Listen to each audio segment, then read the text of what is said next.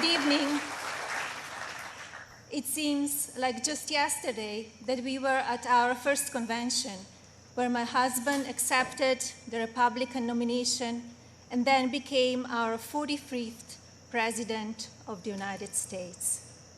Yet the energy and enthusiasm for who should lead this nation, it is real today as it was 4 years ago. I know I speak for my husband and the entire family when I say we have not forgotten the incredible people who were willing to take a chance on the businessmen who had never worked in politics. We know it was you who elected him to be Commander-in-Chief, and we know it is you who will carry us through again. We were humbled by the incredible support then, and we are still grateful today. I want to acknowledge the fact that since March, our lives have changed drastically. The invisible enemy, COVID-19, swept across our beautiful country and impacted all of us. My deepest sympathy goes out to everyone who has lost a loved one, and my prayers are with those who are ill or suffering. I know many people are anxious and some feel helpless. I want you to know you're not alone.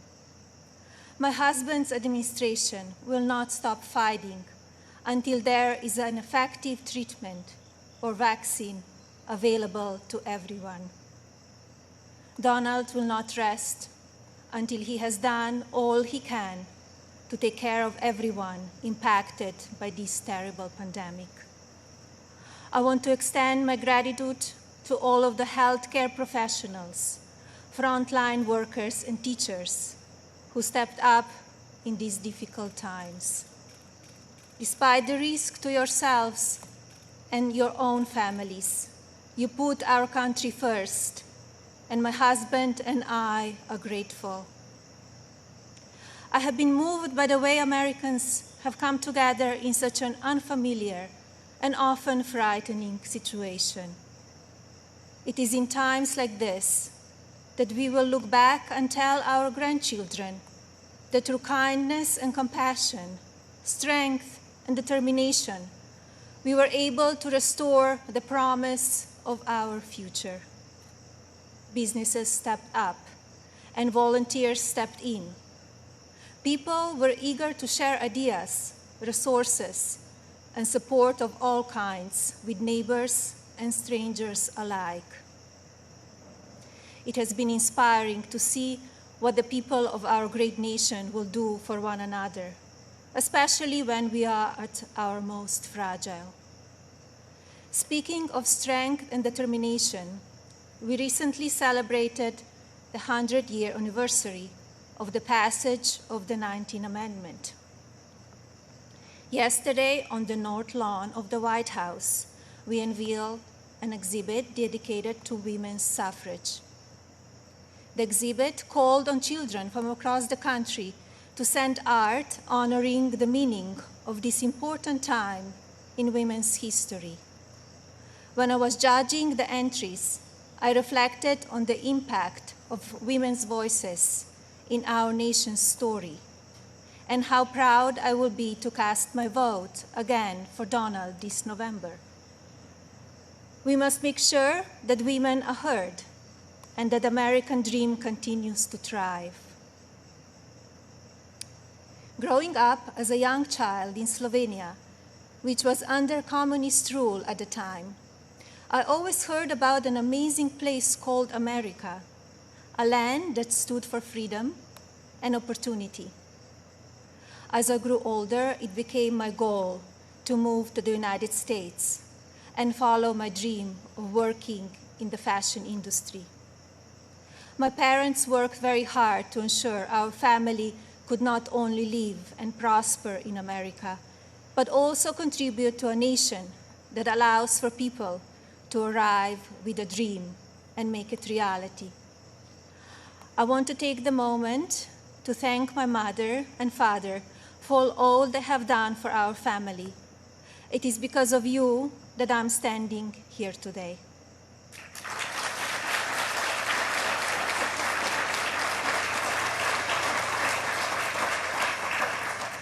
I arrived in the United States when I was 26 years old. Living and working in the land of opportunity was a dream come true, but I wanted more. I wanted to be a citizen. After 10 years of paperwork and patience, I studied for the test in 2006 and became an American citizen.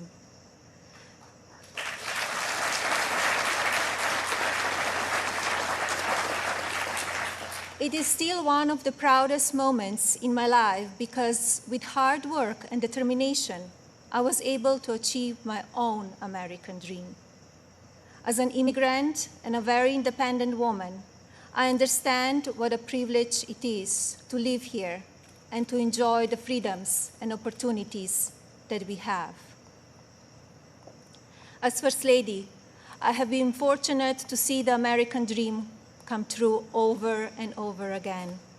I have met many inspiring women, children, parents, and families who have overcome life-changing issues that include addiction, homelessness, family members who are ill or have passed away, abuse of all kinds, and many other challenges that would make most people give up.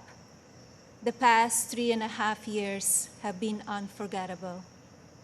There are no words to describe how honored, humbled, and fortunate I am to serve our nation as your First Lady. After many of the experiences I've had, I don't know if I can fully explain how many people I take home with me in my heart each day. From brave soldiers who give up so much so that we can be free, to children of all circumstances who I have met around the world. Thank you for inspiring me. It is my greatest honor to serve you. When I speak to members of the military, despite sacrificing time with their families, experience the fear of war or suffering loss, they have no regrets about serving our country. The same goes for their families and the families of first responders who often watch their loved ones walk out the door, not sure if or when they will come home. When I speak to families who have lost someone, the pain mixed with pride I hear in their voices is something I think about often. So thank you to all who serve our country in the military and as first responders. And thank you to the families who wait for them. You are our heroes in your own right. I have also been moved by the many children and families I've spent time with at hospitals, schools, and other locations around the world. Children who are dealing with pain or illness that would break even the strongest adult. Parents who are grateful to wake up every day and see that their child is still alive. These families are a testament to what faith and medicine, strength and science can do.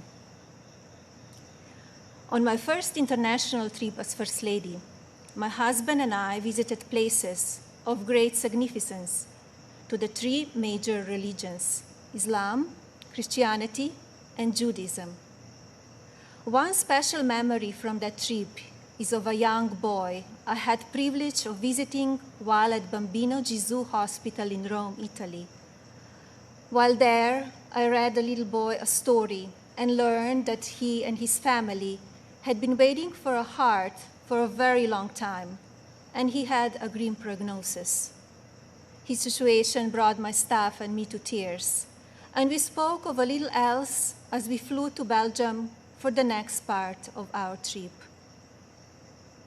Upon landing just a few hours later, we learned that a heart had been donated and would be going to the little one. I think about him often, along with so many amazing and strong young patients across our own country. More profound and sadly unavoidable examples of our country's strength and character have occurred in the communities that have been impacted by natural disasters.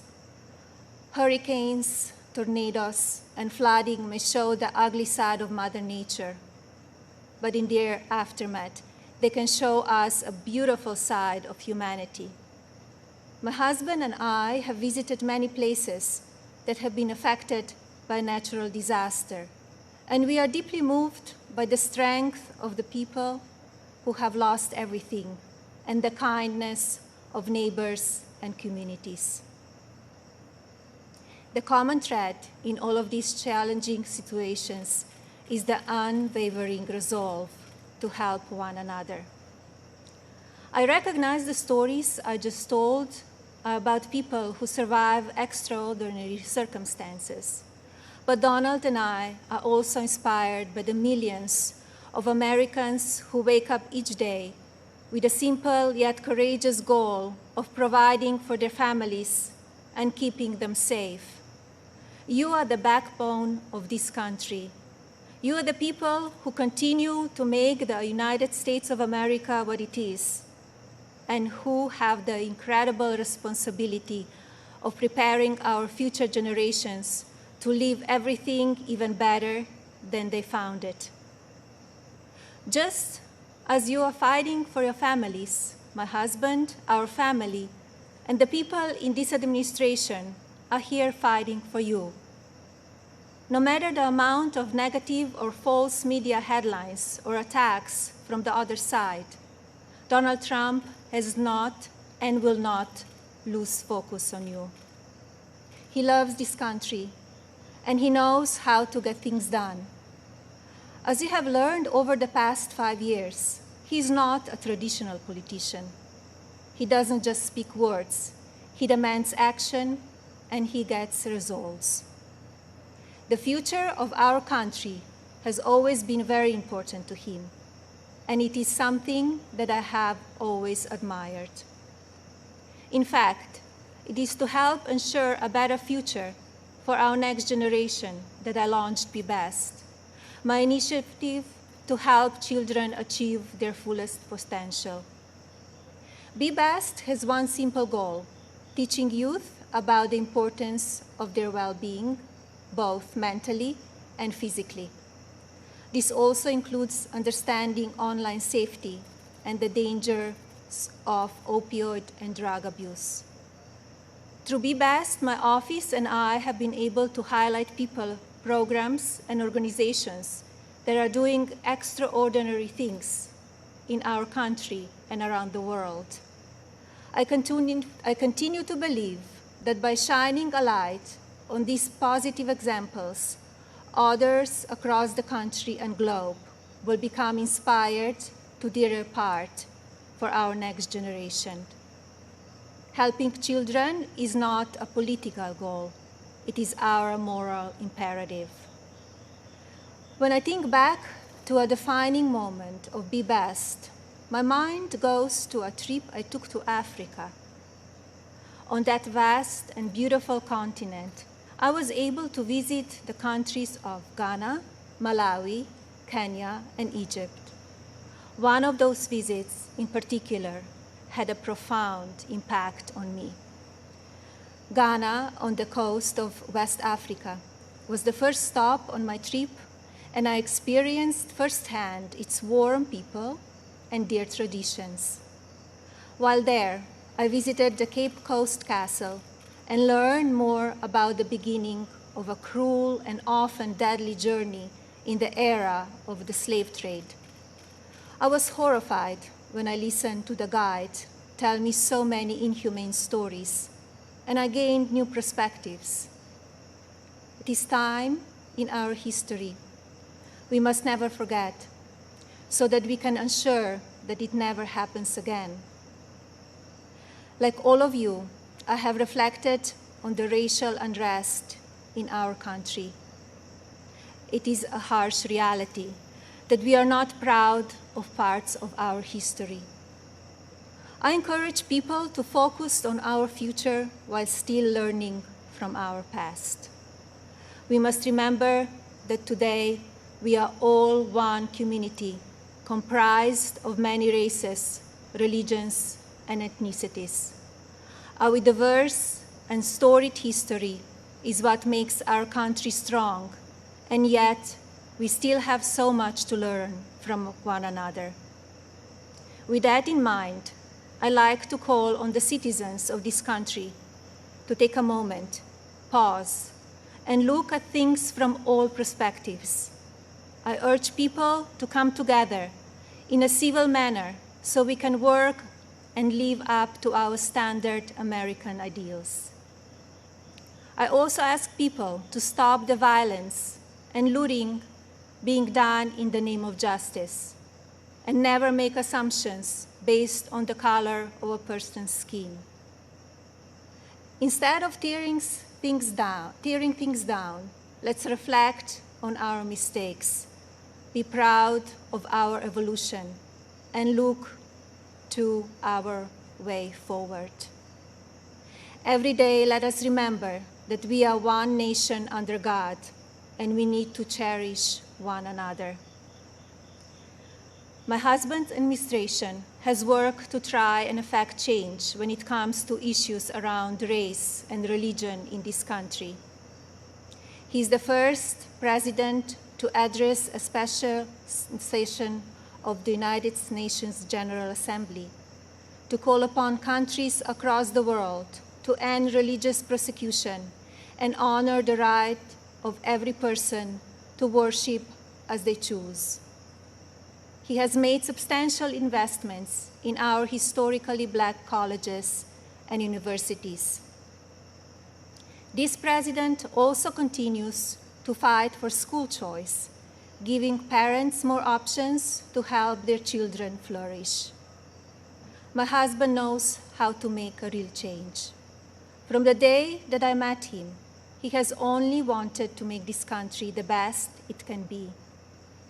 For many years, I watched him grow concerned and frustrated, and I'm so proud to see the many things he has done in such a short time. America is in his heart. So while at times we only see the worst of people and politics on the evening news, let's remember how we come together in the most difficult times. And while debate rages on about issues of race, let's focus on the strides we have made and work together for a better tomorrow for everyone. Our administration has also devoted historic resources and produced life-saving results by raising awareness around opioid addiction and drug abuse, especially for children. When so often the headlines are filled with gossip, I want to take this moment to encourage the media to focus even more on the nation's drug crisis. This disease is one that affects everybody. It pays no attention to race, age, or socioeconomic status. Addiction has touched every part of our society in some way. And now, more than ever, we have programs and medicine to combat it. We just need to talk about it openly. And you, the media, have the platforms to make that happen. To the media industry and as a country, I ask that we all commit to helping in our fights against drug addiction by talking about it even more. Especially as we battle the COVID pandemic, we need to remember that suicides are on the rise as people who are struggling with loneliness and addiction feel they have nowhere to turn. Parents, please talk to your children. Teachers and caregivers, pay attention to signs of addiction.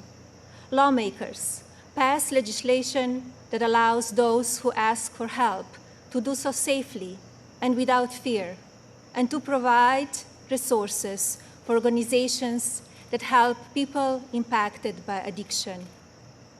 When the stigma is removed, people will no longer be ashamed to ask for help, and lives will be saved. And if you are struggling with addiction, there is no shame in your illness.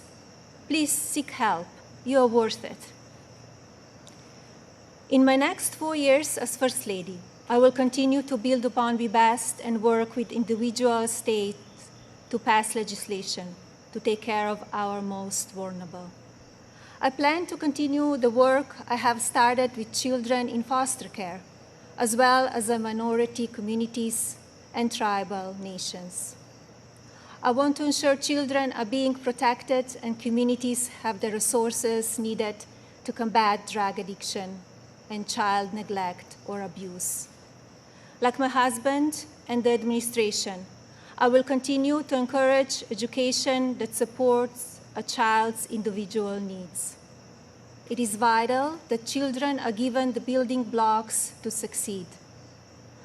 I also look forward to continue my work to restore the People's House, which is a lasting symbol of pride for our nation.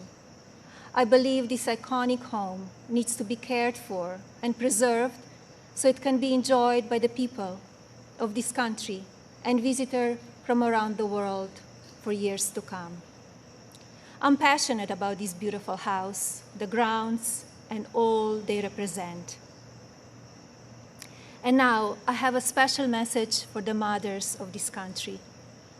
This modern world is moving so fast, and our children face challenges that seem to change every few months. Just like me, I know many of you watch how mean and manipulative social media can be. And just like me, I'm sure many of you are looking for answers how to talk to your children about the downside of technology and their relationships with their peers. Like every parent in this country, I feel there are so many lessons to teach our son and responsibilities as his mother, but there are just not enough hours in the day to do it all. I remind myself that I'm more fortunate than most and still have days that I look for wisdom and strength to do the very best I can for him. To mothers and parents everywhere, you are warriors. In my husband, you have a president who will not stop fighting for you and your families. I see how hard he works each day and night, and despite the unprecedented attacks from the media and opposition, he will not give up. In fact, if you tell him he cannot be done, he just works harder. Donald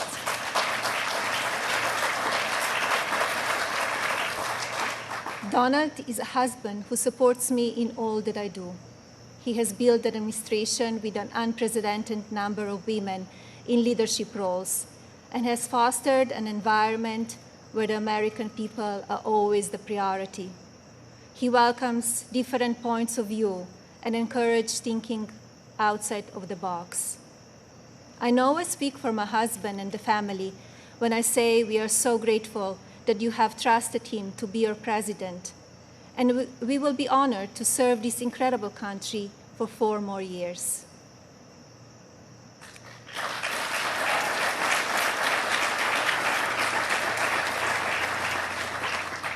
As you have heard this evening, I don't want to use this precious time attacking the other side, because as we saw last week, that kind of talk only serves to divide the country further. I'm here because we need my husband to be our president and commander-in-chief for 4 more years. He is what is best for our country. We all know Donald Trump makes no secrets about how he feels about things. Total honesty is what we as citizens deserve from our president. Whether you like it or not, you always know what he's thinking. And that is because he's an authentic person who loves this country and its people and wants to continue to make it better. Donald wants to keep your family safe. He wants to help your family succeed. He wants nothing more than for this country to prosper, and he doesn't waste time playing politics. Almost 4 years ago, we went into Election Day completely underestimated. Despite what is being said again this year, I know, just as you do, that Americans will go to the polls and vote on the behalf of their families, our economy, our national security, and our children's future. To vote for those ideals is not a partisan vote. It is a common sense vote, because those are goals and hopes that we all believe in.